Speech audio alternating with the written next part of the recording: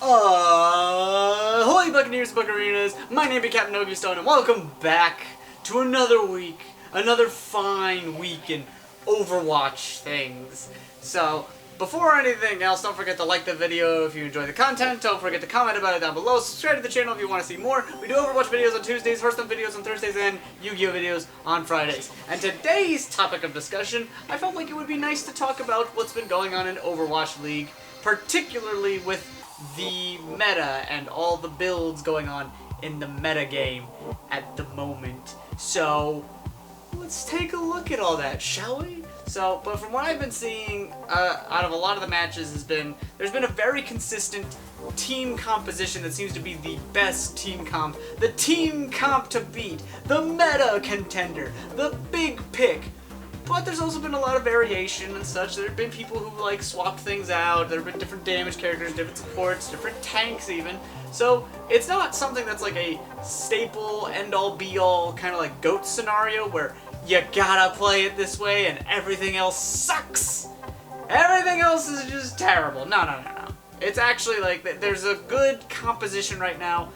It invalidates some heroes, it strengthens up others, there's variants you can throw into it, and it just kind of works. So let's start with the tanks, and the big tank to look out for right now is Reinhardt.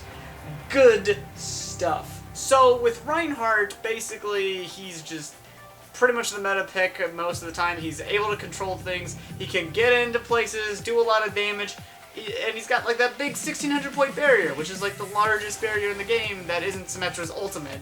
And it works. It really does work out to his benefit a lot of the times. And he's able to just pretty much, it's basically like GOAT's era like tactics when it comes to Reinhardt, where it's just kind of like playing around the enemy Reinhardt, keeping the barrier up, but also keeping all this resource management down, keeping the shield up, keeping your health up, keeping your cooldowns under control. Just like any other player in the pro scene should, but very important with Reinhardt because if you lose the shield, for instance, then you're very vulnerable to a lot of different things. The biggest and most important part of Reinhardt, of course, is his ultimate, the Earth Shatter, which completely renders a group of people immobile for a bit because it knocks them down to the ground and they can't do anything until they get up, and by that point they're probably dead. Ideally. So that's pretty much been like the big thing that a lot of people have been like playing around for the most part, and we've seen some really good Earth Shatters so far, and it's been pretty exciting to see those. But it's definitely something that's like, it's made him right now, he's kind of like the go-to pick at the moment.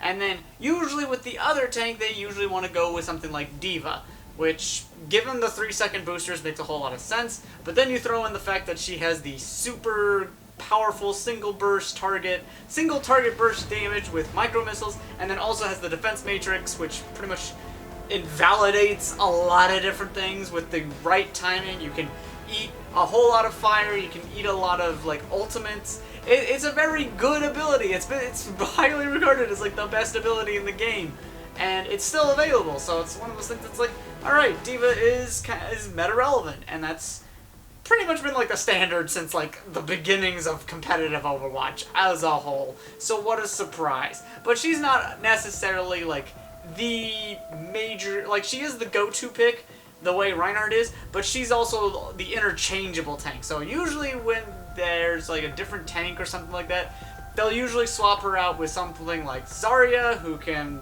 has always been like Reinhardt's natural complement with the force fields and everything, and a well-charged Zarya can do a whole lot of damage, which is phenomenal to say the least. Not to mention Graviton Surge is really powerful, however it does get counteracted by Diva's defense matrix, so that's something to watch out for.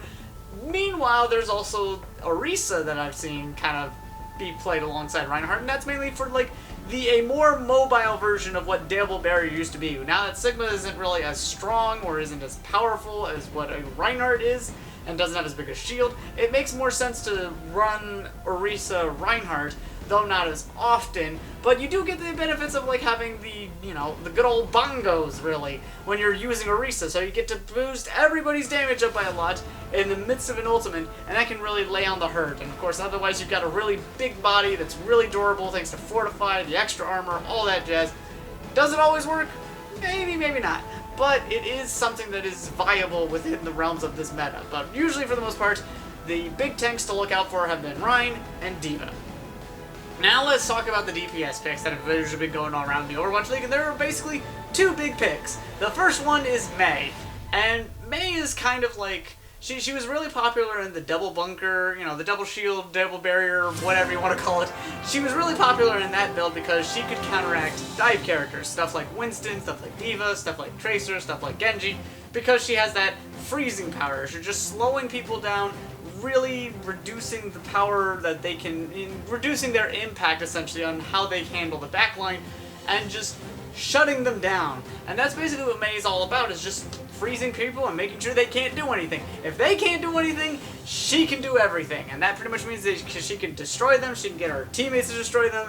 It's a bad time for any dive character. And when Mei is meta, dive characters suffer for it, unfortunately.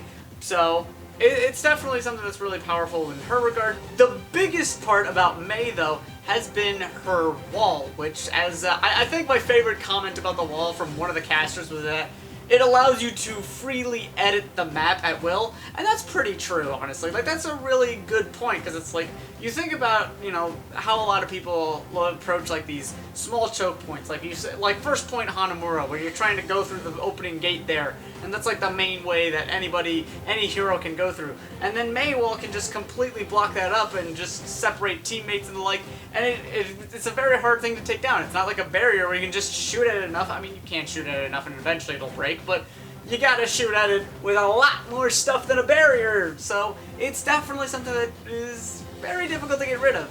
So with that, it's basically like you can control these engagements by adding this section wall wherever you like. And usually we think of it with, you know, with like these little choke points, but even in the Overwatch League, they use it to like control the pace of battle in a way. They use it to block off teammates from their other teammates, you know, they'll block off heroes from the rest of their team, essentially, and section them off, separate them. The classic evil Mei strategy. And it works, because of course it works. I mean, what are you gonna do? Heal them past the giant block of ice? It also helps with blocking the Earthshatter from the enemy Reinhardt as you know, a little extra barrier of sorts. In case your Reinhardt's barrier is getting low or they don't have their barrier up, you can block things with your ice wall and you like. They don't usually do it to do that, but they can, and they have done that a couple occasions. So, Mei, meta. What's the thing? The other big DPS character that usually sees a lot of play has been McFreeze, which I'm guessing part of it is because of the Deadeye buff of sorts, where he's no longer forced to lock. But I think it's also just because pro level play, just, you know, you're able to be very accurate. We've seen some dirty McFreeze plays where it's just like there's just headshots. You know, there was basically a McFreeze player that was able to like headshot a Mei, run around, headshot a guy a couple of times in the head. I think it was actually Surefour who was being headshot. So go figure. McFreeze is still very powerful, especially when he can land those headshots. You could make the argument for any shooty type character, but McFreeze has, you know, the rapid fire gun going on, so that's a thing.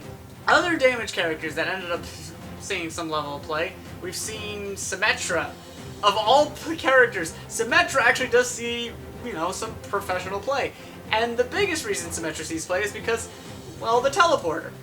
Surprisingly enough. She does have a lot of power in her primary fire when she's like, you know, deleting characters and the like, but that takes a little bit of time, it takes a little bit of build-up, but the teleporter has been used to get past, like, you remember how I was talking about Hanamura first point, where you got that little choke point going through? Well, Symetra's teleporter can just have you bypass that whole thing entirely, and that's what the professional players are actually doing with Symetra. When they play Symetra, when they have a DPS player playing Symetra, they're having them use the teleporter to get past the choke point and then just rush down the enemy team and just smash them down, smack them down, beat them down, push them down, shove them off the map, get them out of here, they don't need to be here. There's also Widowmaker actually has been seeing a little bit of play because, well, Widowmaker is usually pretty good depending on the map and the like. You get the line of sight, you get all the advantages. Hanzo sees a little bit of play, mostly for the damage to rack up and the like.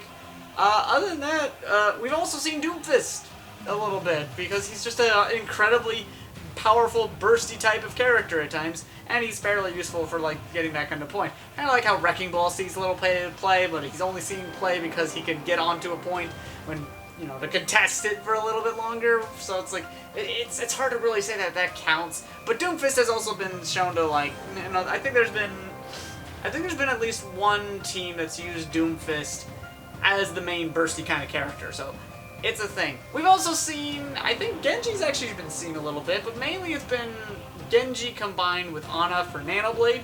So still pretty good. When you can play to Genji's strengths and not run into all of his counters and weaknesses, then it's like, okay, he can get stuff done still. So positives. So now let's move on to the healers that have been very popular, and the two main healers have been Ana and Lucio. Ana basically should be a no-brainer. She's got like that huge burst healing potential between her rifle shots, between her Bionade, which doubles the healing that all of her teammates receive, but also basically says no more healing to all of any foes that it hits. And then of course she's got the great crowd control of Sleep Dart, which can completely remove a character from the fight, whether that's a flanking character or a big tanky character. It's very, very useful to have that Sleep Dart available. Not to mention Nano Boost is still very impactful, very, very strong when you hit the right character and they can do things. I just mentioned Nano Blade a second ago, and it's not the only thing, but it's like having the ability to save a teammate, power them up, and be able to do more things has always been really, really good. So Ana's still a fairly good meta pick. And then Lucio's been really important because he's been able to help speed things in. I mean, Lucio and Ryan are practically like best buddies. If Ryan wasn't canonically Torbjorn's best buddy, but that's a lore thing.